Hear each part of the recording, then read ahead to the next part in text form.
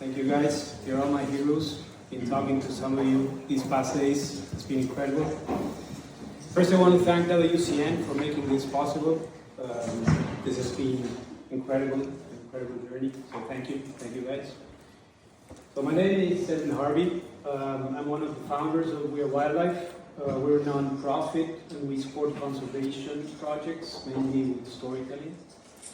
Some of you may know us because last year we did an institutional video for the Andean Cat Alliance on the occasion of the 25th anniversary.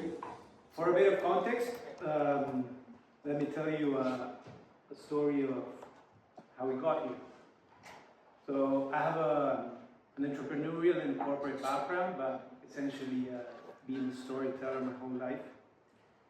That's me 15 years ago. Before the age of selfies in the wild, after a couple of weeks with no shower, something of course you'll know about. So I spent a lot of my adolescence and early 20s in the wild, exploring, mountaineering, guiding. Back then I started doing field work for various organizations in Argentina, conservation organizations. So then I realized how many untold stories there were in conservation in general. Hence, I put my focus in storytelling and conservation photography.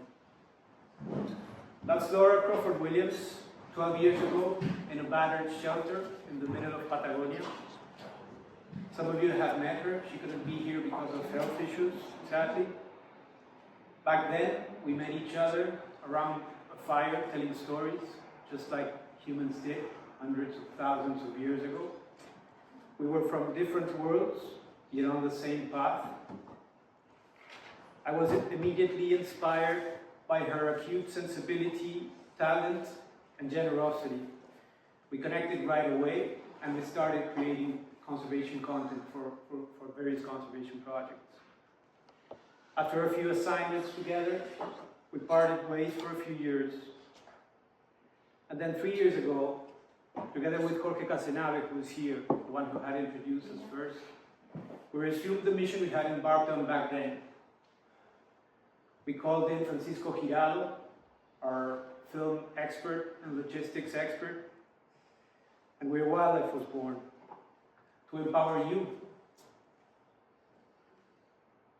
Now fast forward to just a couple of weeks ago in Peru. We went there to document the work of the Spectacled Bear Conservation Society in order to be able to tell their story. Now, I'm not going to spoil anything, you'll have to wait for the documentary to come out. But, what a powerful story. The work is simply mind-blowing. And what a great team of storytellers they are. You see, that's the beauty of it. Everyone is a storyteller in essence. Those of you who have children know that a huge part of raising them is telling them stories. Stories about themselves and about their families and about yourselves. Those stories make a huge part of who they later become in life. SBC's mission is one hell of a story. We're truly honored that they have entrusted us with this assignment. So what's the story of storytelling? Storytelling has been around since the dawn of humankind. The cradle of civilization are the stories we have told each other for millennia, generation after generation. And why is that? A powerful story creates empathy and ignites collaboration. And collaboration is the most powerful force on the planet, for good and bad. But what makes a story great? When telling a story, there's only one key to it, and that is, you have to get your audience emotionally invested. Be it a donor, a government official, the general public, it doesn't matter. Great stories are about emotions, not facts. Facts are just some of the tools you use to convey the emotions you want to inspire. Awe, wonder, nostalgia, sadness, happiness, fear, relief, satisfaction, hope. A great story is an adventure. Sure, you have to get your facts straight in order to attain the credibility you need in order to keep on working. But objective facts by themselves do not make good stories. When we tell stories, we must aim for the subject's heart. And we can only do that if we tell our stories from the heart. Robin Appleton or Rocio Palacios could have told me their stories before their visions turned into facts. And I would have been moved in the same way because of their passion. So then you may ask yourself, well, how do I do that? You need to go beyond the facts. You have to get your own feelings and thoughts engraved on your story. That's what gets your audience engaged. If there's no emotion, there's no humanity, and there's no story. You need to dig deep into your own selves if you want your story to be powerful. And for that, you will come to the question, well, what's my story? So then you may ask yourself more questions. Why am I doing this?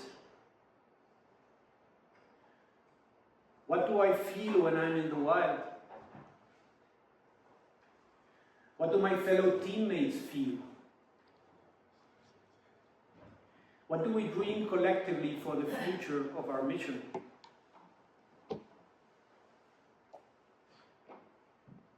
That's meaning. And that's your story. Strip it to the very essence. Zoom into the most magical parts of it to hook your viewers. Pull out your old photos and videos of yourself and your team doing fieldwork. Share the conflicts you've encountered over the years, the external, but most importantly, the internal. Let your personal journey unfold within your story. Provide your audience with the juicy, catchy details of your quest. Walk them through the milestones of your journeys yourselves. Build suspense.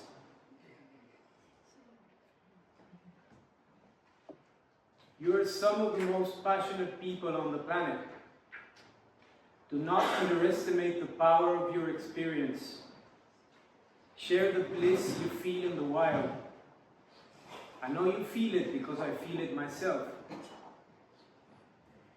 Empathy might be scarce, but as long as humans are humans, it will always be there, waiting to be fired up by a passionate story like yours. Unleash your passion.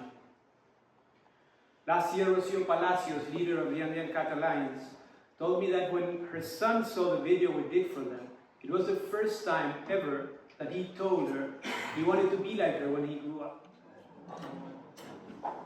That was incredible. That's passion.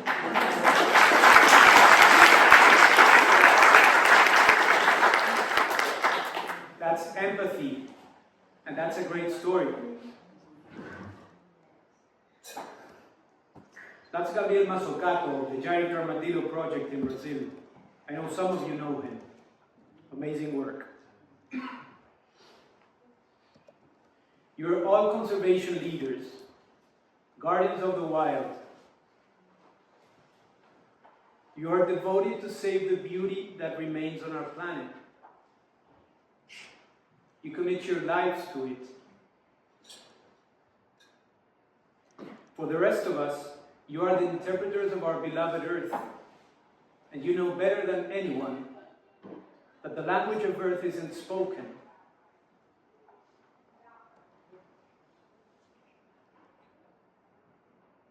It's felt. The world needs to feel your passion. I encourage you to be brave and open about your personal journeys. You all have amazing stories to share. I can only hope that this will inspire you to go out and tell them. Find others like you. Spread the word, mouth to mouth. Build communities around your cause.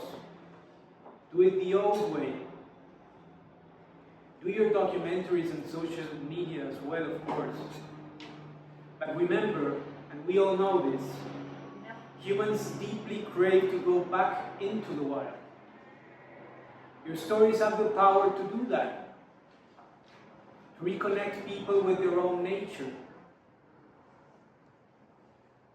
We must always remember and help others remember that we are wildlife. So tell your stories out loud.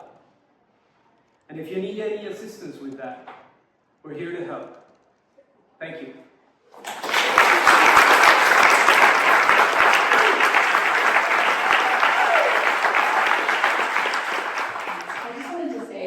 You put up that slide there that said passion, empathy, and then an incredible story. But after working with these guys, I actually just wanted to say to all of you, I think it also takes those ingredients to make a wicked film and to have that kind of film crew. We've all worked with film crews, but these guys were, I don't even know. I don't have words, but they were incredible. And I think that's it. It comes from passion and empathy, and they were able to get information from all of our team in a different way that I don't think anybody has, or nor myself. So I think that's also an incredible talent, and you guys should be very proud of yourselves, but I'm sure Rosedale and anyone that's worked with you has seen that. So I think storytelling is an art from your side, not just from our side. You guys are incredible and awesome. And I just want the rest of the team to know that here. So thank you. Thank you, Rob.